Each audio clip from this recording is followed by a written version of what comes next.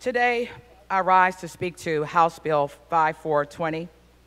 The vote we're taking on these bills today is undeniably necessary. When my colleagues across the aisle supported the sweeping tax reform that Trump and the members of the party in Congress, his members, pushed through at the end of last year, it seems that some of you all didn't realize that Michigan was getting a bad deal. As a result, the Federal Tax Cuts and Jobs Act, Michigan families will actually lose their ability to claim personal and dependent exemptions beginning tax year 2018. So that wasn't tax reform, and this bill today is a tax cleanup bill. Cleanup. And I want the record to reflect that I am not the president's cleanup woman. This change would cost Michigan taxpayers an estimated $1.5 billion in additional income tax every year due to the inability to file dependent exemptions. I'm glad that even my friends across the aisle can agree that without these bills today, that it would be a disaster for working families.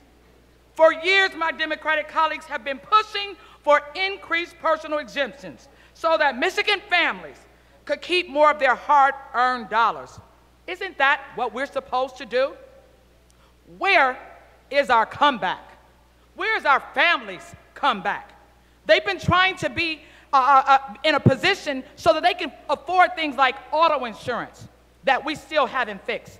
Families have been trying to be able to pay their rent and their house note, something that is becoming increasingly problematic in the city of Detroit through gentrification. But for years, Democrats have called for these increased personal exemptions have been ignored by Republican Party here in Lansing. That is until their friends in D.C. pass a reckless tax bill that will increase taxes on working people. Don't be fooled. This bill isn't about giving people a tax break. You don't take from someone and give it back and tell them you increased their revenue. If it were, we would have passed any number of bills increasing the exemption over the last few years. Instead, these bills are merely covering up. Oh, we do a lot of covering up around here. Covering up the misguided and ill-informed tax bill handed down by Republicans in Congress. That bad tax bill now requires us to fix our own tax system here in Michigan in order to avoid our taxpayers from paying more as a result. Oh yes, this is the cleanup bill. And even my colleagues across the aisle agree that we can't let that happen.